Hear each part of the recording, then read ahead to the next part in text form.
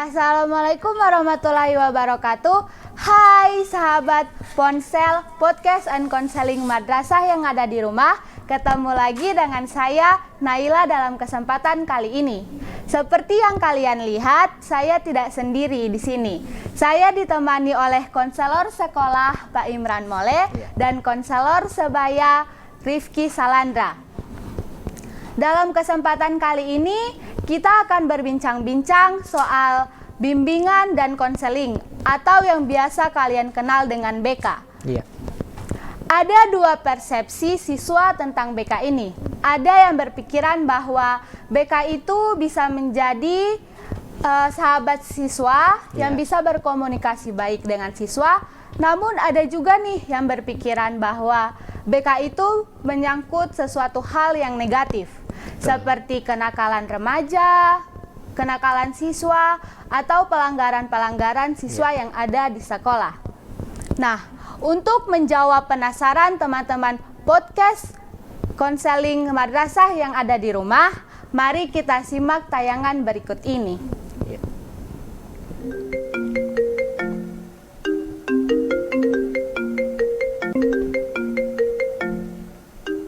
Assalamualaikum warahmatullahi wabarakatuh.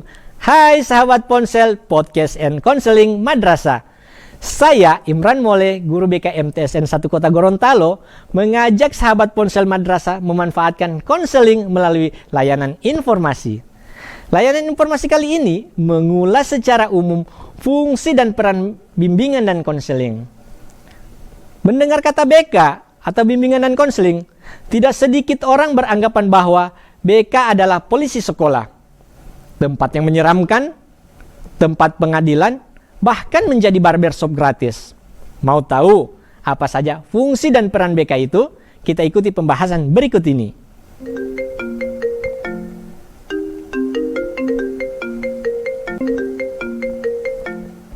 Sahabat ponsel madrasah, menghadapi tuntutan kehidupan yang kian hari semakin berkembang dengan fenomena bergesernya nilai-nilai karakter, telah menjadikan peserta didik memiliki masalah dan persoalannya sendiri. Contohnya, di bidang pribadi, kurang percaya diri. Kedua, di bidang sosial, adanya perundungan atau bully. Bully dibagi menjadi 3, bully secara fisik, bully secara verbal, dan bully secara mental psikologis. Nah, di bidang belajar tidak dapat dipungkiri siswa mengalami masalah yakni kurang berkonsentrasi dalam pembelajaran.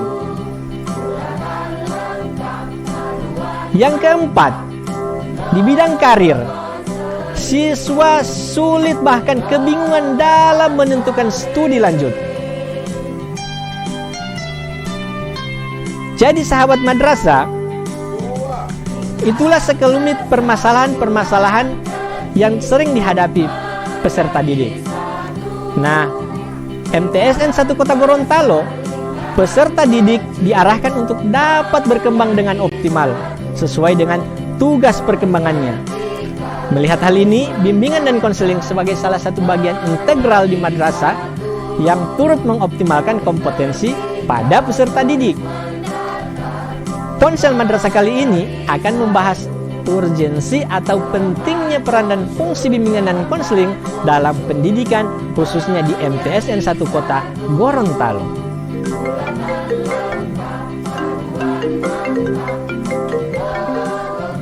Sahabat ponsel madrasah, bimbingan dan konseling adalah suatu layanan bantuan yang memfasilitasi peserta didik untuk mencapai perkembangan kehidupan optimal.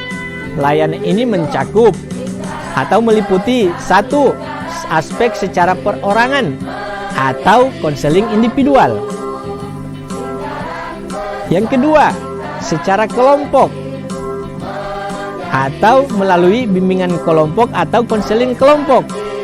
Dan yang terakhir, yakni berskala besar atau melalui lintas kelas.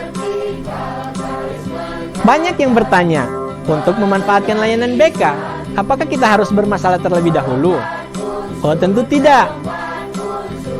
Dalam layanan BK dapat melihat progres bakat dan minat lo, termasuk dalam menentukan cita-cita agar mencapai kesuksesan melalui layanan informasi.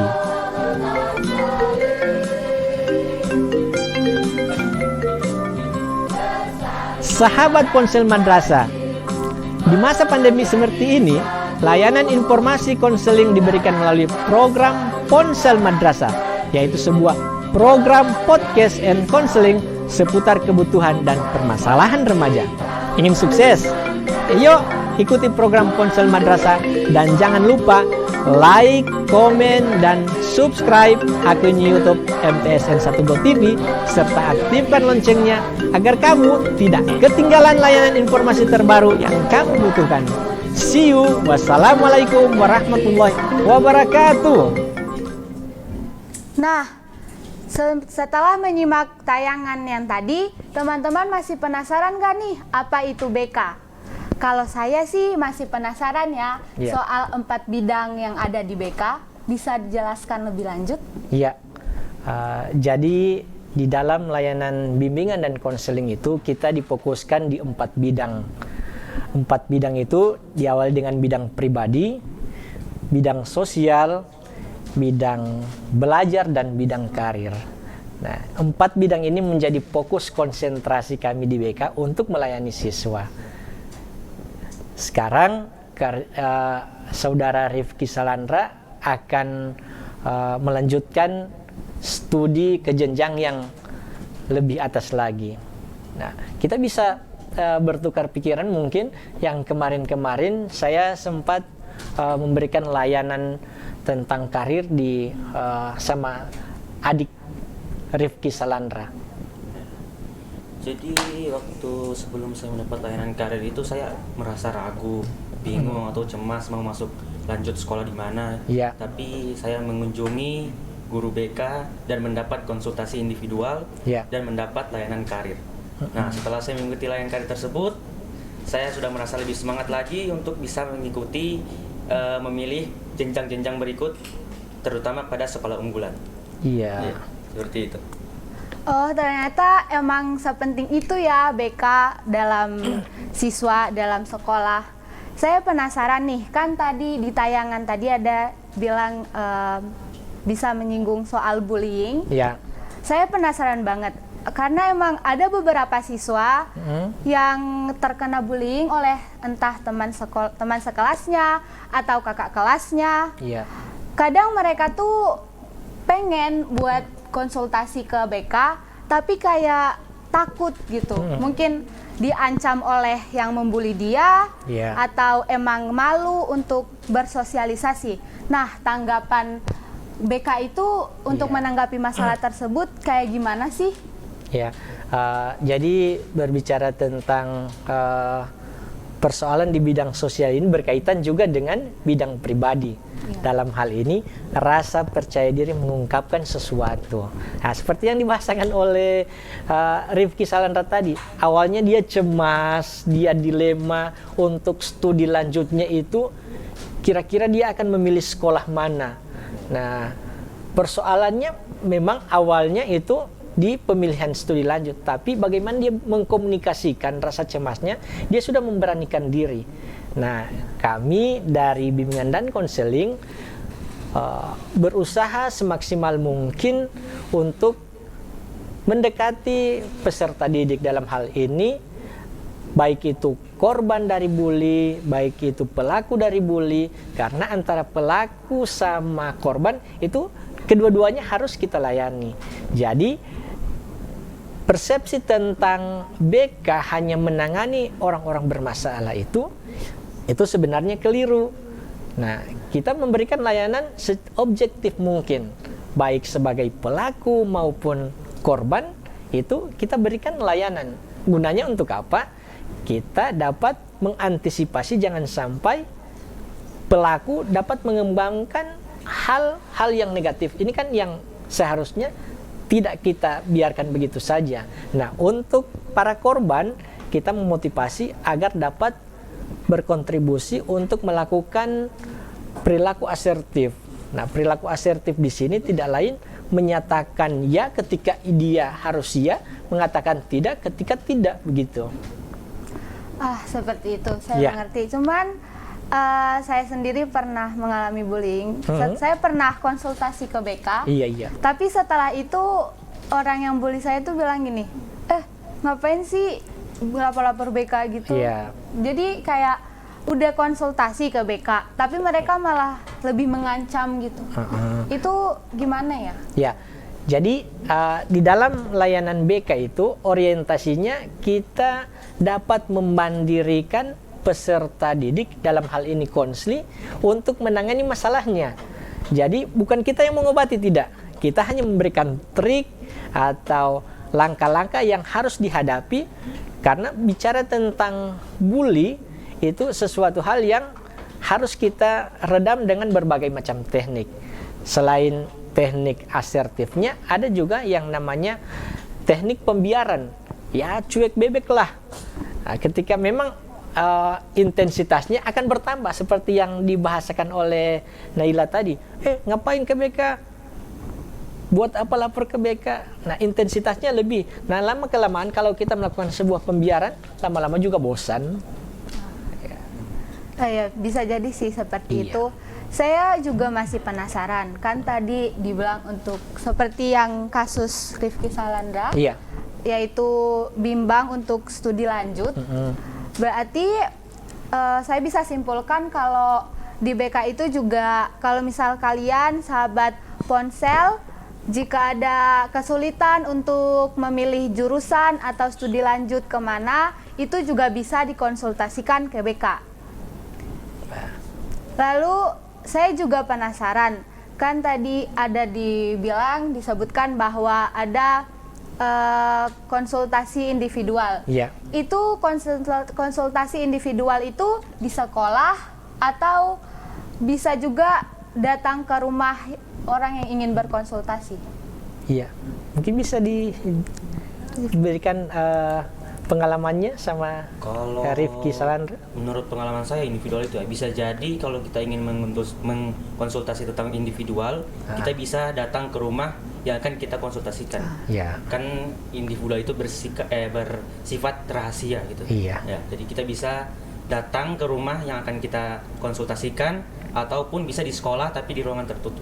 Seperti itu. Ya, mungkin sedikit saya tambahkan.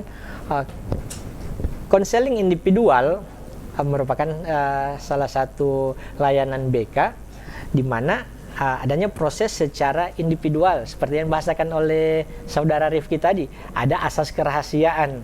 Nah, di masa pandemik seperti ini mungkin Kalila masih sedikit bingung di masa pandemik seperti ini, apakah kita langsung bisa bertatap muka atau tidak.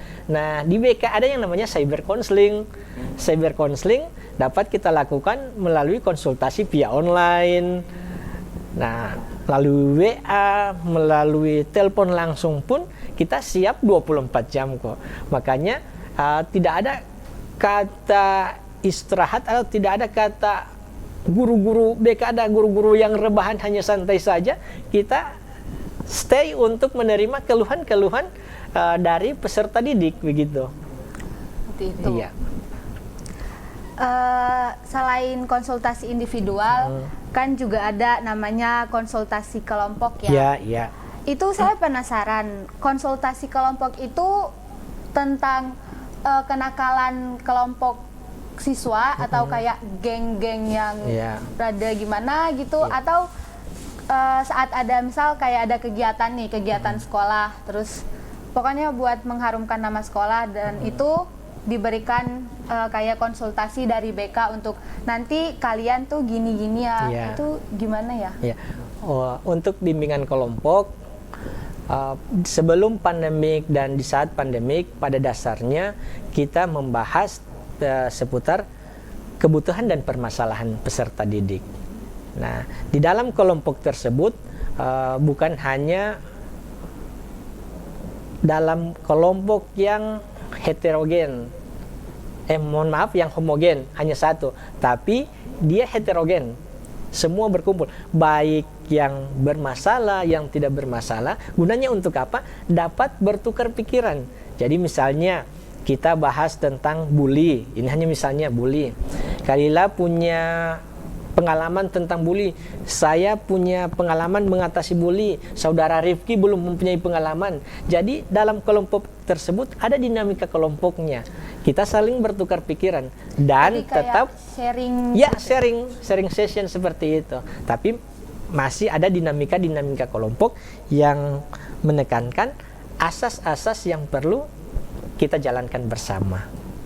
Nah, kan kalau bicara soal kelompok, mungkin ada kayak kan personal orang beda-beda. Ya.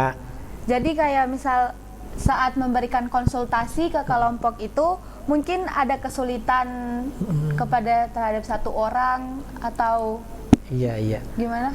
Bisa.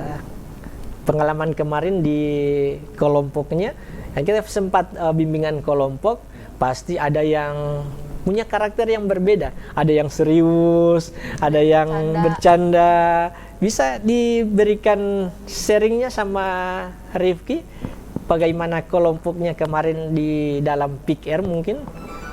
Kalau kemarin waktu saya ikut bimbingan kelompok itu ya saya ikuti dengan serius ya, soalnya bimbingan kelompok itu menurut saya sangat penting gitu. Ya. Serius banget. Ya, betul serius karena membicara tujuan-tujuan kita, masalah-masalah yang akan dihadapi.